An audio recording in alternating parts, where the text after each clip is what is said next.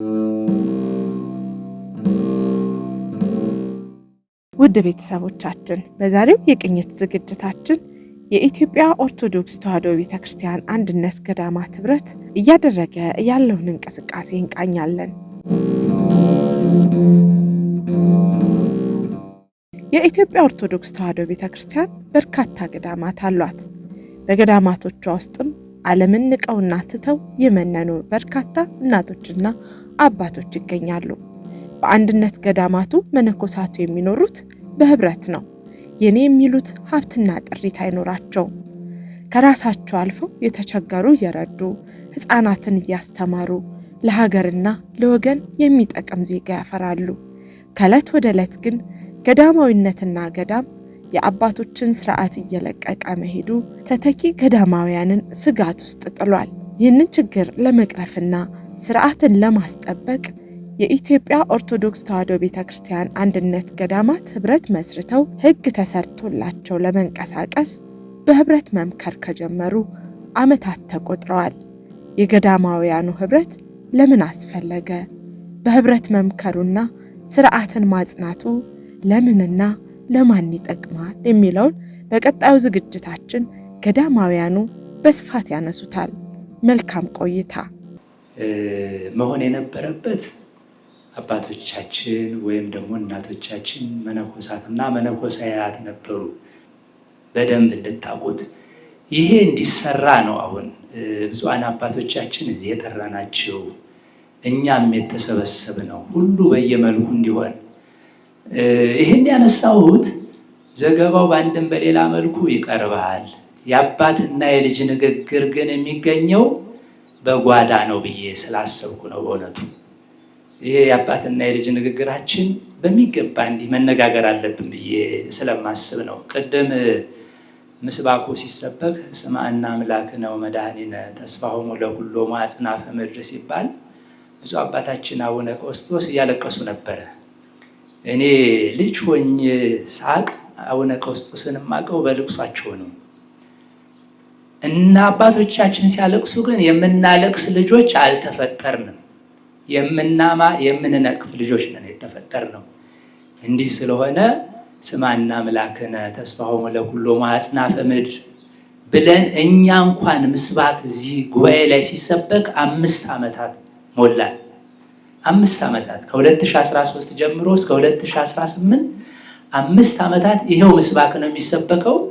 ተሰምተን ይሆን አልተሰማን ይሆን አላውቅም በእውነቱ። እና ብፁዓን አባቶቻችን እንግዲህ እንኳን ደህና መጣችሁልን አንልም። ሰው መቼም አባት ወደ ልጁ ቤት አይመጣም፣ አብሮ ነው የሚኖረው ብለን ነው የምናምነው። እና ከፊት ሆናችሁ እኛን ልጆቻችሁን እየቆነጠጣችሁም የመከራችሁም እያባበላችሁም እያጎረሳችሁም እየገሰጻችሁም ማሳደግ የአባትነት ውዴታ ሳይሆን ግዴታ ነው። እኛም ደግሞ እንደ ልጅነት አባቶቻችን ጉያ መሸጎጥ ይቆጡንም ይቆንጥጡንም ያጉርሱንም ግዴታ የልጅነት ነው። በዚህ መንፈስ ከሆነ ገዳማቶቻችን ገዳማት ይሆናሉ፣ ቤተክርስቲያናችን ቤተክርስቲያን ትሆናለች፣ ሀገራችን ሀገር ትሆናለች። እሱም አይደለም አፍሪካም አፍሪካ ትሆናለች።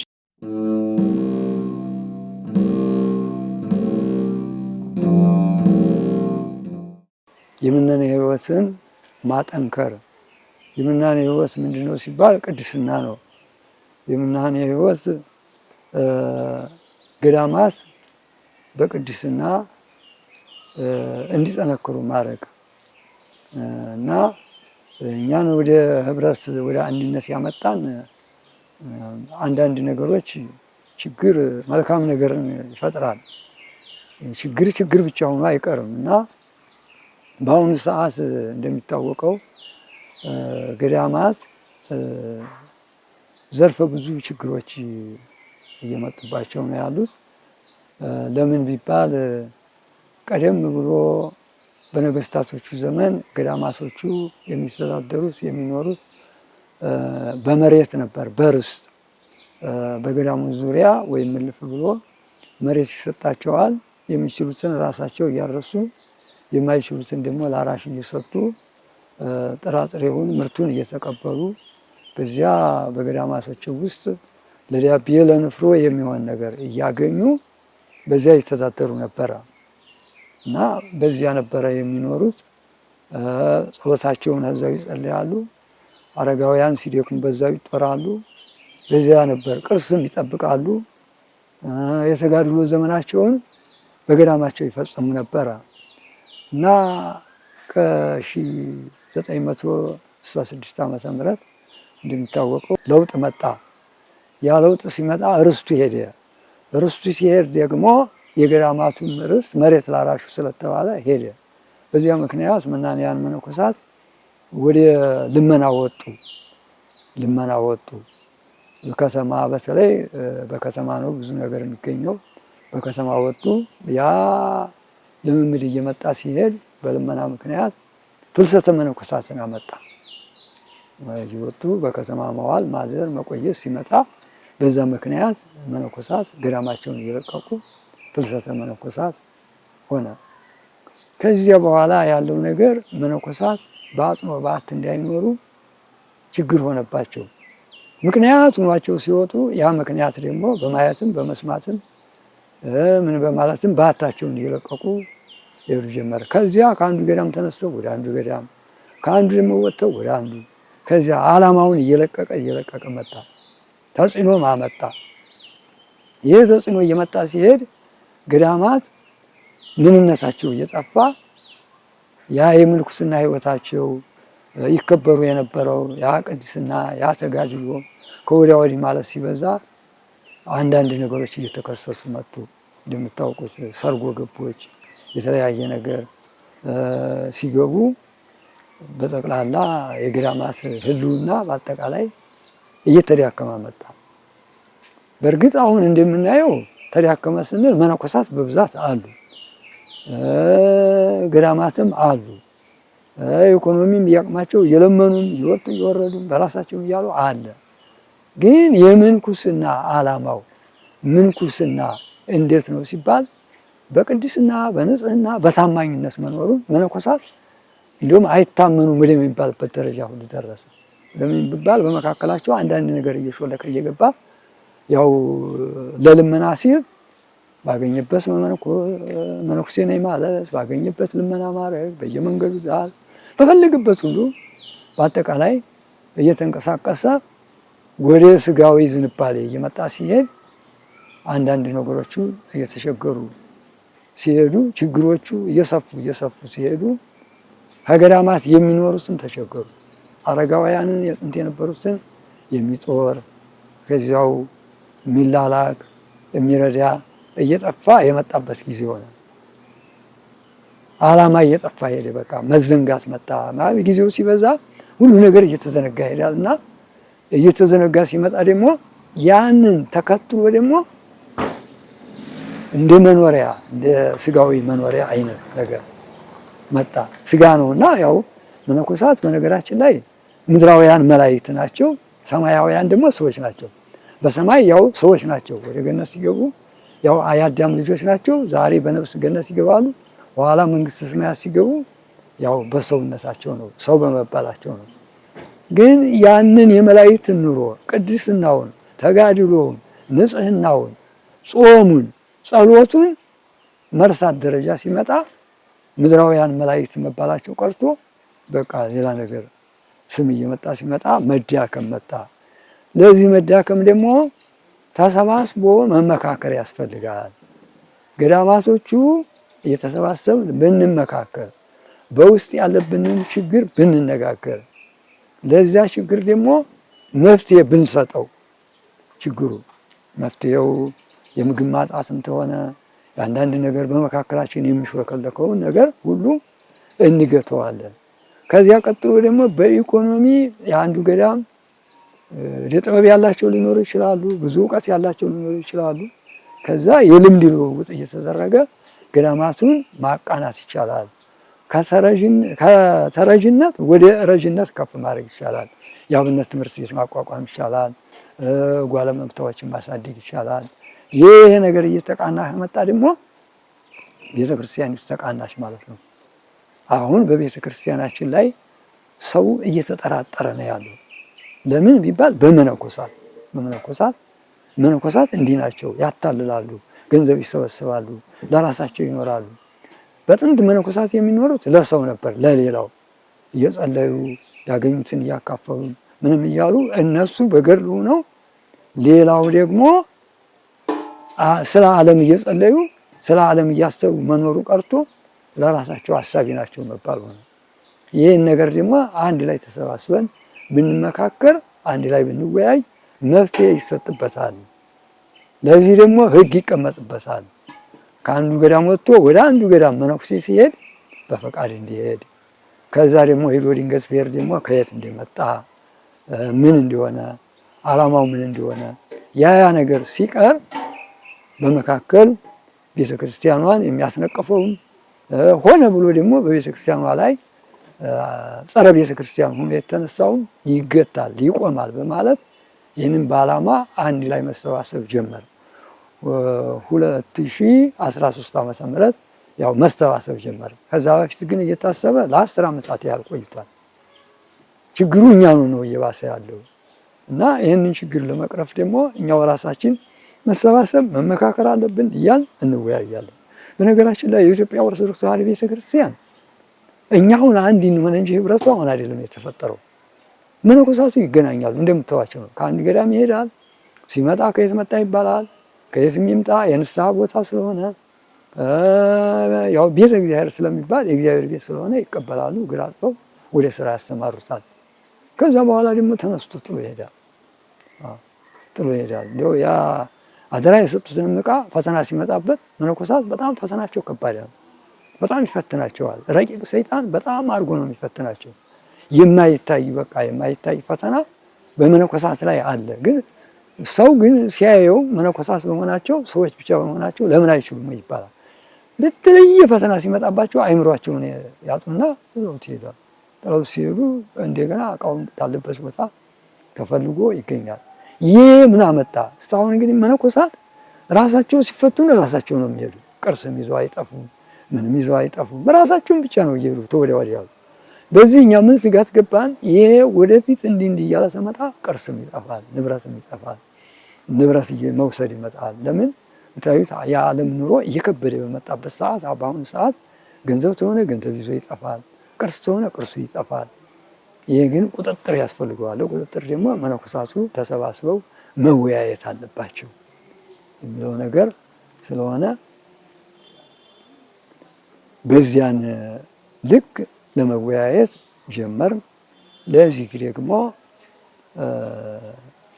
ሕግ እንዲወጣልን ሕግ እንዲኖርልን ያው የሚመለከተውን አካላት ጠቅላይ ቤተ ክህነት ማለት ነው። ጠቅላይ ቤተ ክህነትን ጥያቄ አመጣን። እንዲህ ተሰባስበናልና ለዚህ አባቶቻችን መመሪያም ስጡን፣ ሕግም አስቀምጡልን፣ በየጊዜው እየተሰባሰብን ለመገናኘታችን እውቅና ስጡን። እውቅና ተሰጣችሁን በኋላ ደግሞ ሕግ አስቀምጡልን ማለት በዚህ እየተመላለስ ነው። ያው ከዛን ጊዜ ጀምሮ አሁን አለበት ደረጃ ድረስ ያው 2017 ሕግ ወጥቶ ተሰጠን።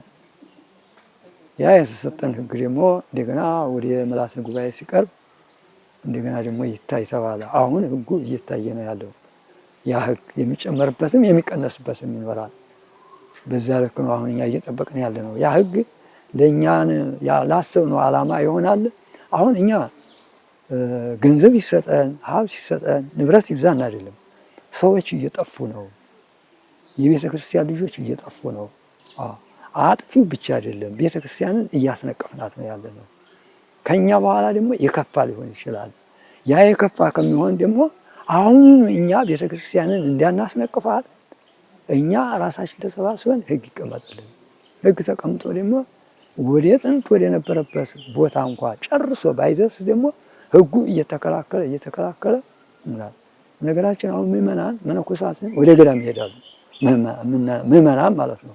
ለጠበልም ለሱባኤም ለተለያየም ሲጨንቃቸው ገዳማት ያው የቃል ኪዳን የበረከት የቅድስና ቦታ ስለሆኑ ከዚያ ይሄዳሉ። እዚያ ሲሄዱ በኋላ አንዱ መነኩሴ እንዲያው የተዋወቁትና ወዳጅ ያደረጉትና ከዚያ በኋላ ምኑ ቁሳቁስም ይሰጡታል። ከዚያ በኋላ የዓለም ጣዕም ይሄ ነው ይልና ገዳሙን ጥሎት ይወጣል። ጥሎ ተወጣ በኋላ ደግሞ ዓላማውን ይስታል።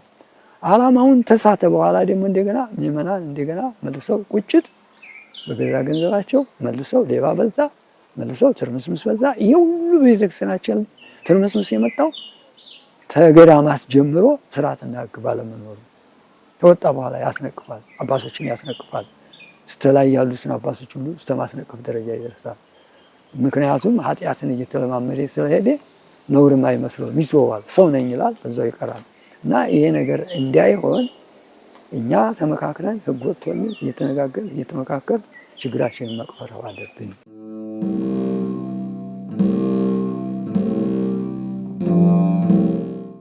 መተዳደሪያ ደንቡ ተሰጥቶን ስራ በጀመርንበት ሰዓት እና በዛ ልክ ልንራመድና ልንሰራ አልቻልንም እና እንደገና ደግሞ የጸደቀው መተዳደሪያ ደንብ ወደ ኋላ ተመልሶ እንዲታይ ተብሎ በቅዱስ ሲኖዶስ በርክበ ካህናት ባለፈው ግንቦት በተደረገው የአባቶቻችን ጉባኤ መሰረት እንዲታይ እንደገና ተብሎ ወደ ኋላ ተመለሰብን።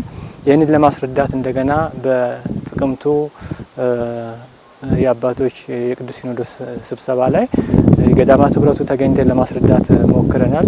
በዚያ መሰረት እንደገና ህገ ደንቡ መተዳደሪያ ደንቡ ተሻሽሎ እንዲታይ የሚለውን ነገር በሰጡት አቅጣጫ መሰረት አሁን ድረስ ያው መተዳደሪያ ደንቡ እልባት ያላገኘ በመሆኑ የተዋቀረ ኮሚቴ አለ። በብፁዕ ስራ አስኪያጁ የተዋቀረ ኮሚቴ አለ እና ከዛ ጋራ ውይይት በማድረግ አሁን ለሚያዝያ 13 ቀን 2018 ዓመተ ምህረት የተዋቀረው ኮሚቴ እንደገና እንዲያው ተብሎ በዛ ልክ እኛም አይተነዋል የተሰራውን እና እስካሁን ድረስ እልባት በሚገባ አላገኘም ማለት ነው። ስለዚህ ብዙ መስራት እየቻልን ብዙ ባለመስራታችን ይሄ ራሱ አንድ ወደ ኋላ የሚጎትት ተግዳሮት ስለሆነ እንግዲህ ይህንን እንደገና ብፁዓን አባቶቻችን ተመልክተው የጠየቅነውን ጥያቄ ተጣሪነቱንም ቢሆን እንደዚሁም ሌሎችንም ደግሞ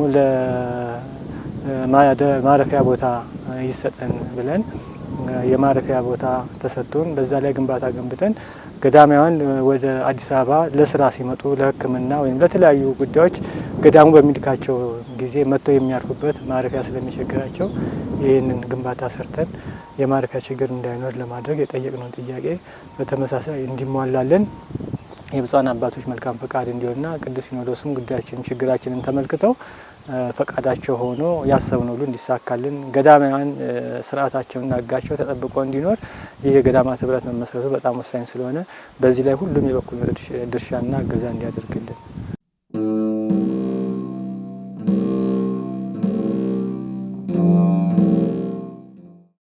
ይህ ህብረት ከተመሰረተ በኋላ ያለው ለውጥ ገዳማት እርስ በርስ መገናኘት መተዋወቅ ችለዋል። ችግራቸውን ያንዱን ገዳም አንዱ መረዳት ችሏል። በጸሎት መተሳሰብ ተችሏል። በተለይ አሁን በቅርብ ጊዜያት በደረሱት ችግሮች ሁሉ በመቀራረባችን አንድ ላይ በመሰባሰባችን ችግሮችን በመስማት ሌላው ገዳም ለሌለው ለተቸገረው መርዳት ችሏል። ሌላው ደግሞ የልምድ ልውውጥ ሁሉ ማድረግ ተችሏል። ምነና ህይወትንም የበለጠ አጠንክሮ ለመጓዝ በጣም ረድቶናል። መናኝ ካንዱ ወደ አንዱ እየፈለሰ እንዳይሄድም የመተዋወቃችን እዛ ገዳም ቢሄድ እነሱ ሲገናኙ ያውቁብኛል ይነግሩብኛል በማለት ከበፊቱ ቁጥሩ እንዲቀንስ ረድቷል። ማንኛውም ነገር በህግ ሲመራ ዘለቄታዊነቱ የሚያስተማምን ነው። ህግ ለሁሉም ነገር አስፈላጊ ነው። የኛ መተዳደሪያ ደንብ መኖሩ ለህብረቱ መጠናከር፣ ለገዳማቱ አንድነት፣ ለመናንያኑ ህብረት ከፍተኛ አስተዋጽኦ አለው። ህብረቱ ከተጠናከረ የልምድ ልውውጥ ካለ ሁሉም ጠንክሮ ከሰራ ማንም የሚለምን አይኖርም።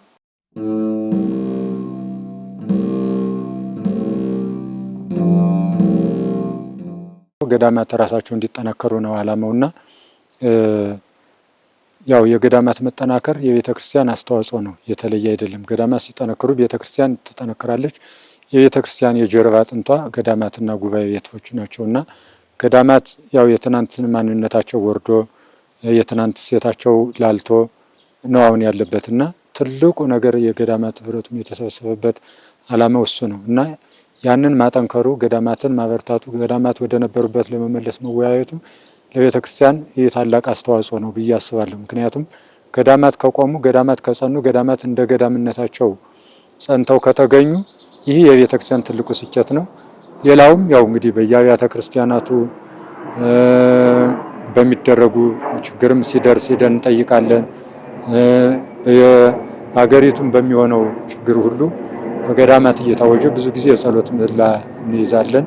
እስካሁን በነበረው ሂደት ለመቆም ያው ራሱን ችሎ አንድ ላይ ህብረቱን ወደ አንድ ለማምጣት ያልገባቸው እንዲረዱ የማድረግ ጉዞ እንደምታዩት ድካም ነው እስካሁን የመጣውና ያው ትልቁ ነገር ገዳማት ሲቆሙ ይሄ የቤተ ክርስቲያን ትልቁ ነገር ነው።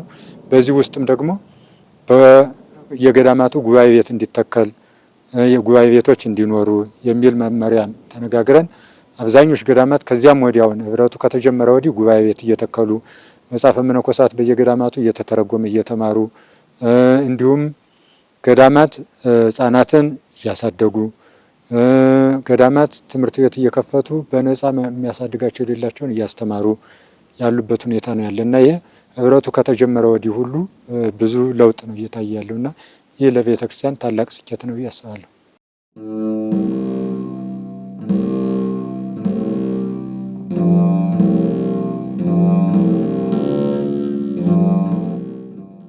ህግ የሚወጣው አንድ ህግ ለሚኖሩት ሰዎች ነው። እያንዳንዱ ቦታ የእያንዳንዱ መስሪያ ቤትም የእያንዳንዱ ተቋማት የየራሱ ህግ አለው። ለምሳሌ የሰንበት ትምህርት ቤት አስተዳደር ወይም ደግሞ የራሱ ህግ አለው። የሊቃውንት ጉባኤ የራሱ ህግ አለው። የመነኮሳት ህግ የራሱ አለው። የመነኮሳት ህግ ከሁሉም ለየት የሚያደርገው በህግና በህግ ብቻ የሚመራ ስርዓት አበው የሚባልም ጭምር አለበት። የአበው ስርዓት በአበው ስርዓት ጭምር የሚመራ ነው። ለምሳሌ እንደ ህግ ብንወስድ በእያንዳንዱ ገዳም አንድ መናኝ ቢያጠፋ በገዳም ስርዓት የገዳም ህጉ ይታሰራል ወይም ግንድ ገብቶበት በጸሎተ ማርያም አበምኔቱ ጸሎተ ማርያም አድርሶለት ለ7 ቀንም ሊሆን ይችላል ለሌላም ለተጨማሪ ቀናትም ግንድ ከእግሩ ገብቶበት ይቆያል። አሁን ይሄ የገዳም ህግ ነው። ስለዚህ እያንዳንዱ የየራሱ የሆነ ህግ አለው። መቼስ ያለ ህግ ማለት መንገድ ነው። ኖን ማይቶት ህግከ ለእገሬ ብሏል። ኖን ማይቶት ለእገሬ ህግከ ነው። ህግህ ለእግሬ መንገድ ለመንገድ ለጎዳኔ መብራት ነው የሚል ህግ መብራት ነው። ህግ ደግሞ መንገድ ሆኖ መርቶ ወደ መልካም ቦታ የሚያደርስ ነው አይደለ? ህግ ማለት መንገድ ነው። መንገድ ደግሞ ወደ ገደል እንዳይገቡ፣ ወደ ጨለማ፣ ወደ ሌላ ቦታ እንዳይሄዱ ወደሚፈልጉት ቦታ የሚያደርስ ነው። ስለዚህ የገዳማት ህግ ይሄ ሲወጣ ለገዳማት የሚመች ሆኖ ገዳማትን የሚያስሄድ ሆኖ እንዲወጣና እንዲሁም ለሁሉ ተደራሽ ሲሆን እንደተባለው አንድ አይነት ህግ ይኖረናል፣ አንድ አይነት አካሄድ ይኖረናል። ዞሮ ዞሮ የህብረቱ ሌላ ምንም ዓላማ የለውም። የህብረት ገዳማቱ የተለየ ዓላማ የለውም። የትናንት የአባቶቻችን ኑሮ እንዴት እንኑረው፣ በአባቶቻችን ህግ እንዴት እንመራ፣ ወደ ትናንት ነው በምን መንገድ እንመለስ ብለን ከየገዳማቱ ተሰብስበን ወደ አባቶቻችን ነው የመጣ ነው። ሌላ ማንም የሰበሰበን የለም። እኛ ራሳችን ተሰብስበን አባቶቻችን ገዳማቱ ትናንት በነበሩበት አሁን አልተገኙም። አሁን ከትናንትኑ ማንነታቸው እየወረዱብን ነው። ስለዚህ በእኛ ጊዜ ፈጽሞ ሳይፈቱ አሁን ትንሽ እርሾው ሳለ መንገዱን ምሩን ብለን እኛ ተሰብስበን ወደ አባቶቻችን ነው የሄድነው። እንግዲህ መቼስ እንደው በጥንተ ፍጥረት እንኳን እንስሳት አራዊት ሁሉ አዳምን ሄደው እጅ ነስተው ብላን ግዛን ብለው እጅ ነስተው ይሰግዱ ነበረ። እሱም እኔማ ምን አጥቼ እናንተስ ሂዱና እርቡ ስቡ ብሎ መርቆ ባርኮ ይሰዳቸዋል። እነሱም አመስግነው ይመለሳሉ። ስለዚህ ልክ እኛ እንደነዚያ እንስሳት አራዊት እንደነዚያ ፍጥረታት ወደ አባቶቻችን እንኩ ይኸው ተሰብስበን መተናል ብለን እጅ ነስተን የቀረብን። እንደዚህ ሲሆን ልክ አዳም እነሱን እንዳላቸው ለእኛ በሚያሰድ መንገድ እናንተስ በዚህ መንገድ ሄዱ፣ በዚህ ተጓዙ፣ እናንተም በሚያስሄዳችሁ ሁሉ ሄዱ ብለው ያሰማሩናል ብለንም ተስፋ እናደርጋለን። አባቶቻችንም እውነት ለመነጋገር የገዳማትን መሰባሰብ የገዳማትን አንድነት በፍጹም ደስታ ነው የሚቀበሉት፣ በፍጹም አክብረውም ነው የሚቀበሉን። እኛም ደግሞ መቼስ ማናለን መነኮሳት የአባቶቻችን ልጆች ነን እና አባቶቻችን ቀረብ አድርገው በቅርብ እነሱ የሚያዩን በየጊዜው እንደ መልካም እረኛ የሚከታተሉን፣ እነሱ የሚቀጡን፣ እነሱ የሚያስጉዙን፣ እነሱ የሚያስሄዱን እንዲሆን ወደ እነሱ ቀረብ አድርገው እንዲያደርጉልን ነው እቅዳችን እና ይሄ ለየገዳማቱ ሲሰራጭ አንድ መምሪያ አንድ እንትን አለው፣ አንድ ህብረት አለው። አንደኛ በቤተ ክርስቲያኒቱ ምንም አይነት ነገር ሲታወጅ በአንድ ድምፅ ሁሉም አውጆ በአንድ ምህላ ይያዛል። ገዳማት ለሆነ ነገር ቢፈለጉ በአንድ በአስተዳደር ስራ አስፈጻሚው በኩል በህብረቱ ስራ አስፈጻሚ ለአንዱ መልእክት ከደረሰ ሁሉንም ሰብስቦ ማምጣት ይፈልጋል። በዚህ ውጡ፣ በዚህ ግቡ ብንባል በዚያ የምንሰማራ እንሆናለን። ያ የሚሆነው ግን አንድ የሚያደርገንና የሚያስጉዘን ህግ ሲኖር ነው እና ይሄ እጅግ አንደኛ የደከሙ ገዳማትን ያጠነክራል፣ ያበረታል። ህብረቱ እንዲህ መገናኘቱ በራሱ ትልቅ ነገር ነው እና ይሄ መቼስ ያለ ህግ መኖር ያለ መንገድ ጉዞ እንደማለት ነው እና በጣም ወሳኝ ነው። መተዳደሪያ ደንቡ እጅግ በጣም ወሳኝ ነው።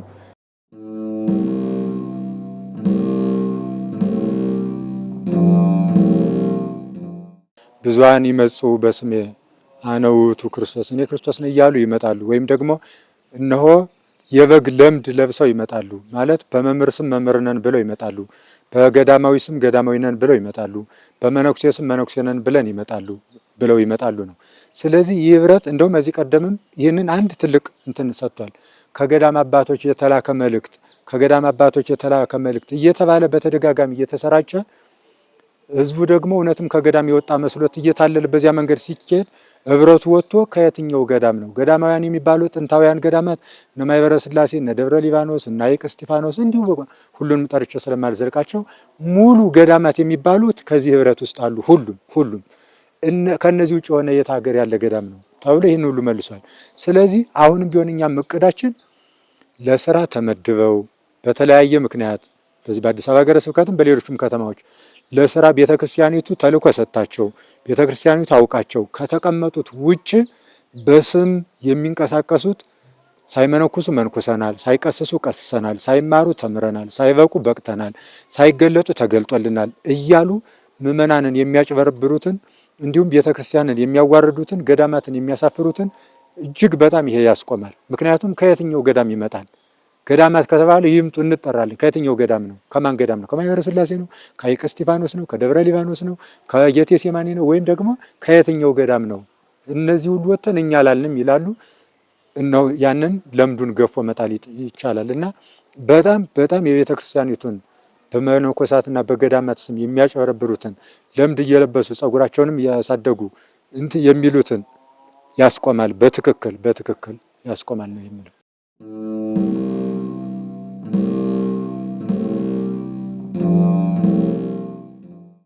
እኛ መነኮሳት ስንገናኝ የመናፍቃን መሽለክለክ ደግሞ በገዳም ሄደው ደግሞ ሳይበቁ በቅተናል፣ ሳይረዱ ተረድተናል፣ ሳያውቁ አውቀናል ይሉና እንዲህ ያለ ነገር መጥቷል ይሉና ምዕመናንን አንድ መድረክ ላይ ወጥተው በቃ እንዲህ ያለ ነገር ሊደረግ ነው፣ እንዲህ ያለ ዘመን ሊመጣ ነው፣ እንዲህ ያለ ነገር ሊፈጠርላችሁ ነው፣ ወይም እንዲህ ያለ ነገር ሊመጣባችሁ ነው ብለው በስተት ሰይጣንም ያሳስታቸው ራሳቸውም ሆነ ብለው የሚሆን ስህተት ያመጣሉ።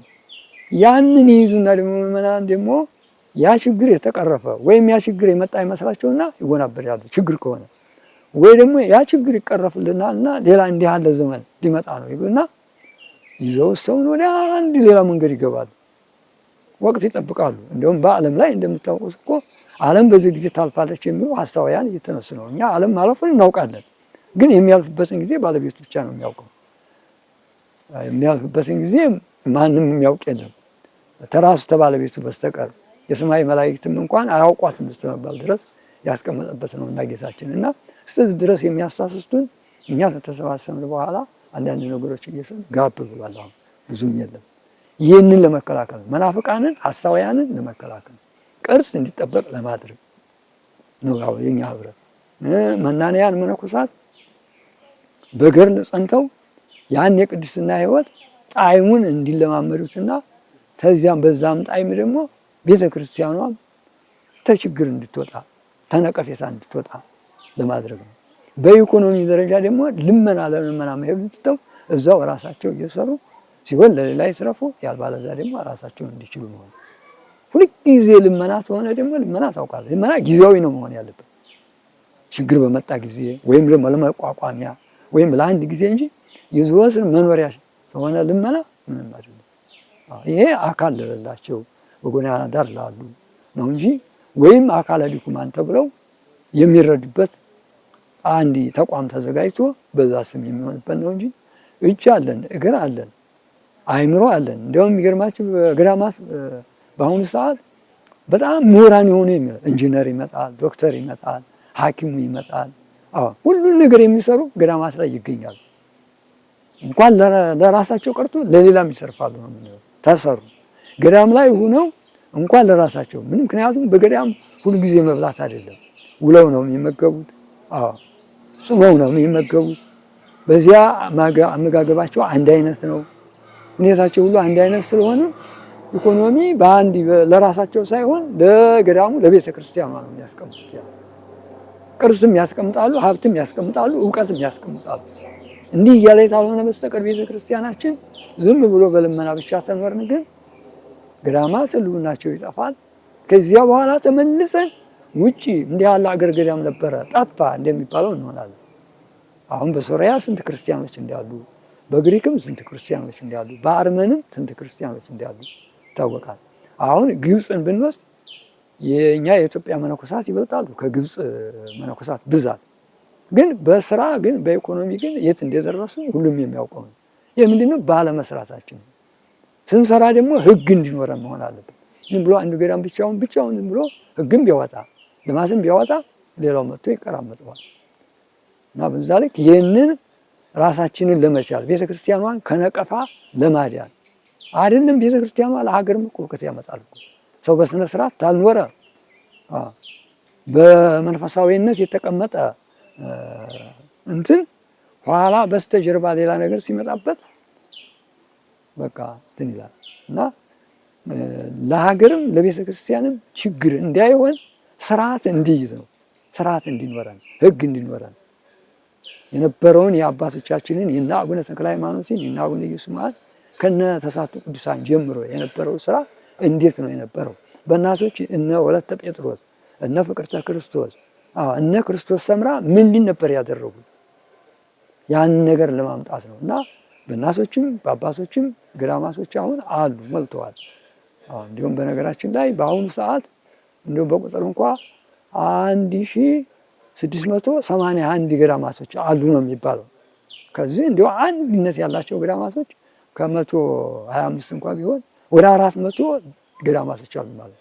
400 ገዳማት በኢትዮጵያ ኦርቶዶክስ ተዋሕዶ ቤተክርስቲያን አለ ማለት ራሱ ያ እያንዳንዱ ሲያለማ እያንዳንዱ ስራ ሲይዝ ለሀገርም ለቤተክርስቲያንም ትልቅ ጠቀሜታ ያመጣል። ይህንን ሳላደረግን እንቸገራለንና ለመረዳዳትም ለመተጋገዝም በጸሎትም ለመተሳሰብ አንድ ላይ ለመጸለይ አንድ መንገድ ለመያዝ አንድ ፈር ለመያዝ ያንዱ ሌላ እንዳይሆን ማለት ነው።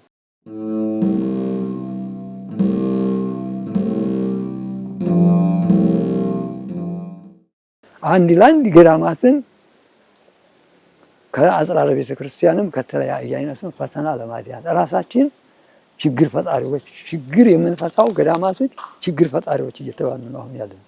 ማን? መነኮሳት እንደ ችግር ፈጣሪ መታየት የለባቸው። ችግር ፈቺዎች ናቸው፣ ችግር አቃላሊዎች ናቸው። በጸሎታቸው በተጋድሏቸው በሚሰጡ ስጦታ ሁሉ ይሄ ስለሆነ እኛ ደግሞ ያንን ነገሮች ደግሞ ተመካክረን የምክክር ጉባኤ እያደረግን ከዓመት 2 ጊዜም 1 ጊዜም በሚያስፈልግበት ሰዓት ከገዳም እንዲህ ያለ ችግር አለ ስተባለ አንዱ ገዳም ሊረዳው ይችላል። በኢኮኖሚ በሰውም በአርዲትም ሊረዳው ስለሚችል ይህንን ለመረዳዳት ለመተጋገዝ ብለን ነው እንጂ ሌላ ዓላማ ያለ። ይህን ስናደርግ ደግሞ ከላይ ያለውን የቤተ ክርስቲያኒቱን መሰረቱንም ቁንጫውንም ቤተ ክርስቲያኗን የሚመራውን ትልቁ አካላችን ቅዱስ ሲኖዶስ ነው። እሱን ይዘን ነው መራመድ ያለብን። ያለሱ ብቻችንን ዲሲፕሊን ደግሞ ምንም ነገር አንራመድ ራሳችንን። ስለዚህ ከአባቶቻችን ስር ሆነን በአባቶቻችን እየታዘዝ እኛም የሚደረገውን ነገር ሁሉ ለሚስማማው ነገር እንደ አቅማችን እንደ ችሎታችን እያደረግ ክፉውን ነገር ለመከላከል መልካሙን ነገር ለማምጣት ነው ነው። እያንዳንዱ አሁን በኢትዮጵያ ኦርቶዶክስ ተዋሕዶ ቤተክርስቲያን ምዕመናን መስጠት አያቅታቸው፣ ማድረግ አያቅታቸው፣ ሁሉም በነሱ እጅ ነው ያለው። ግን መነኮሳት እነማን እንደሆኑ እንዴት መደረግ እንዳለበት ተናቦ መስራት ያስፈልጋል። ምእመናንም የራሳቸውን ድርሻ መነኮሳትን ማወቅ አለባቸው። ያልባለዛ የዛሬ መነኮሳት እያሉ መንቀፉ በረከት ያሳጣል እንጂ በረከት አያስገኝም። ነገር ግን መነኮሳት እንዴት ነው ቢኖሩ ነው መነኮሳት የሚሆኑት? እኛስ እንዴት አድርገን ነው በረከት ማግኘት የምንችለው የሚለውን ነገር ማሰብ አለባቸው። እንዴት አድርገን ነው በረከት የምናገኘው ሲሉ አሁን እንዲያልኩት በግል ዝም ብሎ በየገዳማቱ እርዳታ የሚሰጡት ከሆነ ይህ መነኩሴውን ወደ ዓለም ግባ ማለት ነው። አንዱ ችግር ግን ገዳም ውስጥ ያለውን በአንድነት የሚሆነው የገዳማዊ ሕግና ስርዓት ምንድን ነው፣ ለመነኮሳት የሚገባቸው ምንድን ነው ብለው እርዳታም ሲያደርጉ ምንም ሲያደርጉ ጥንቃቄ ቢያደርጉ ጥሩ ነው። ያ የቀድሞ ቅድስና አሁንም እኮ አባቶቻችን በረከት አለ ሞልቷል። ነገር ግን በጎን ስለሚሄዱ በጠቅላላ ራሳቸው በትክክል እንግዲህ በበር መግባት ነው ዋናው ነገር እና የሚመለከታቸውን አካላት ገዳም ሲሄዱ የገዳማቶችን ኃላፊዎች በጊዜው የነበረውን ምን ላይ እንደሚደርስ ምን ችግር ማቃለል እንዳለባቸው ማድረግ አለባቸው። ለአንዱ መነኩሴ አንድ ነገር ይሰጡታል፣ ያኛው መነኩሴ የለውም። ያኛውን ባለቁሪት አደረጉት ባለ ሀብት፣ ይሄኛው ደግሞ ድሃ ሆነ። ድሃና ሀብታም ደግሞ በአንድ ላይ ለመኖር ሀብታሙ ይቆራል፣ ድሃው ይሸማቀቃል። ከዚያ መካከል ብዙ ነገሮች ይፈጠራሉ እና መቼም አንድ ነው። የአንድነት ኑሮ እስከሆነ ድረስ ገዳማት ሲሄዱ ምእመናን ይህን ማድረግ አለባቸው።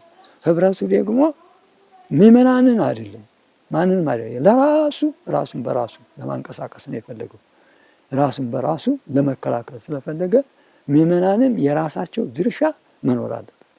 ድርሻቸው ምን እንደሆነ ደግሞ ወደፊት እያዩ ማድረግ አለባቸው እንጂ እኛ በዚህ መካከል ገብተው ምእመናን እንዲሁን ይበሉ እንዲሁን ይበሉ ይባል ጥንቃቄ ቢያደርጉ። እንደውም መዝረክረክ የመጣው ምእመናን የተለየ ነገር ለአንዱ ሲያደርጉ አንዱን በቃ እግዚአብሔርን ያገኘ ነው እየመሰላቸው ቅዱሳንን ያገኘ ነው እየመሰላቸው መነኮሳትን እንዲየግሉ እዛ ቦታ ሲሄዱ ቅዱሳኖችም ሳይሆን አባገሌም ብለው ነው የሚሄዱ።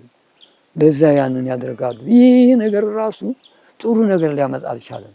ሂደቱ በጣም እንትን አለ እና በአንድ ይሰጣሉ፣ በአንድ ያደርጋሉ፣ በአንድ ይረዳሉ፣ አንድ አይነት ወጥ ነገር ይኖራሉ እና በዚህ አጋጣሚ መምህራን ያስፈልጋሉ። ቅድም እንዳልኩ ቅዱስ ሲኖዶስ ያስፈልጋል። ለቤተ ክርስቲያኒቱ ወደፊት ያለው የሚቀረፈው ችግር እንዲህ ነው ሲባል መደማመጥ ያስፈልጋል። መደማመጥ ለሚወጣውና ለሚሰጠው ሀሳብ ሁሉ ምእመናን የሚገባቸው መደማመጥ። መቼም ሁላችንም ታዛዥ ሆነን ነው የእግዚአብሔርን መንግስት የምንቀበለው እንጂ ራሳችን ሁላችንም አዛዥ መሆን አንችልም። በላይ ሆኖ የሚያዛለ ከታችን የሚታዘዛለ። የሚታዘዘው የሚያዘውን ማዳመጥ አለበት። የሚያዘው ደግሞ የሚያዘውን አካል ምንድን ነው የተቀበለኝ ምንድን ነው ያልተቀበለኝ ብሎ ማዳመጥ አለበት። በዚያ ልክ ነው መሄድ ያለብን እንጂ እንደው ዝም ብለን የራሳችንን ብቻ መሄድ አይደለም። አሁን የኛ ማህበር እንዲህ ሌላው ዝም ብሎ ዲሲስ ነው። አሁን እኛ የተሰባሰብን ያለ ነው መነኮሳቶቹ አይደለም።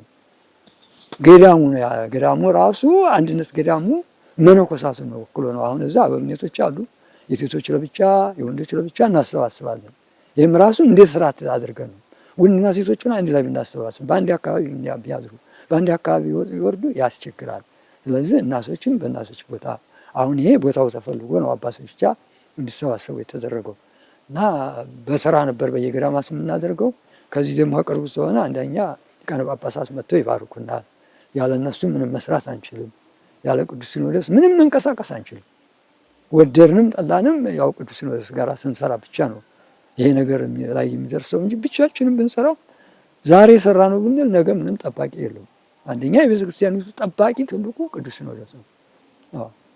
እኛም የምናስቀምጠው ነገር ከእኔ ከራሴ ከቆቡ ጀምሮ የቅዱስ ሲኖዶስ ነው ማለት ነው። ጠባቂ እሱ ነው እና ይሄ ቆቡ እንዲጠበቅ እኛ ከታይ ስንል አሁን ቆቡ መርካቶ ይገዛል፣ ቀሚሱ መርካቶ ይገዛል፣ ምኑ ይገዛል። በቃ የሚመነኩስበት ቦታ እንዲታወቅ ሁኔታዎች ሁሉ ተመርምረው እንዲታወቁ መረጃ እንዲኖራቸው አሳሳች መረጃ እንዳይኖር በመካከል ይህንን ለማድረግ ነው። እንግዲህ ያለኝ ነገር እስከዚህ ድረስ ነው። ዝሮ ስለ ሁሉም ነገር እግዚአብሔር ይጨመርበት፣ አምላከ ቅዱሳን ይጨመርበት። ወላዲተ አምላክ በአማላጅነቷ ትርዳን፣ ለሀገራችንም ለቤተ ክርስቲያናችንም ተስፋ ይሆናል ነው። ብዙ ራሳችን ማየት ያቃተን ጊዜ ነውና በቻልነው መጠን ሁላችንም ራሳችን አይተን አንድ ወደሚያደርገን ወደ ራሳችን ወደ ክርስቶስ ተመልሰን አንዲት ቤተ ክርስቲያንን ከፍ ለማድረግ እኔነት ሳይሆን እኛነት አሁን እኛ ተሰብስበን የምታል እኔ ራሴ ለምሳሌ አሁን የግል ስሜን ለማስተዋወቅ ነው ቅድም እንደዚህ ያልኩ እንጂ ሰብሳቢ ምክትል ሰብሳቢ ገዳሙ ነው። ርዕሰ ገዳማቱ አድባራት ጣና ቅዱስ ቂርቆስ ገዳሙ ነው። ግላዊነት ፈጽሞ እዚህ ምንም አይሰራም። ህብረታዊ ነው። እኛ ቤተክርስቲያናችን ህብረታዊት ናት። አምላካችንም ዓለምንም በማይበር በህብረት ነው የፈጠረው። ሲያሳልፈውም በህብረት ነውና በህብረት ሲያሳልፈውም ሲመጣ በቀኙ ለመቆም አንድ ሆነን ቤተክርስቲያናችን የየድርሻችን ሰርተን ቤተክርስቲያናችን እናቁም። ቤተክርስቲያናችን እናቁም ማለት ህንጻው አይደለም፣ ሰው ነው። ሰው አንድ ሲሆን ሰው ሲጸና ነው ቤተክርስቲያናችን የምትቆምና ሁላችንም እንደው አንድ ወደሚያደርገን ወደ ክርስቶስ ከሚለያየን ይልቅ አንድ የሚያደርገን ብዙ ነውና ወደ ክርስቶስ አንድ ወደሚያደርገን ብንሄድ መልካም ነው እላለሁ።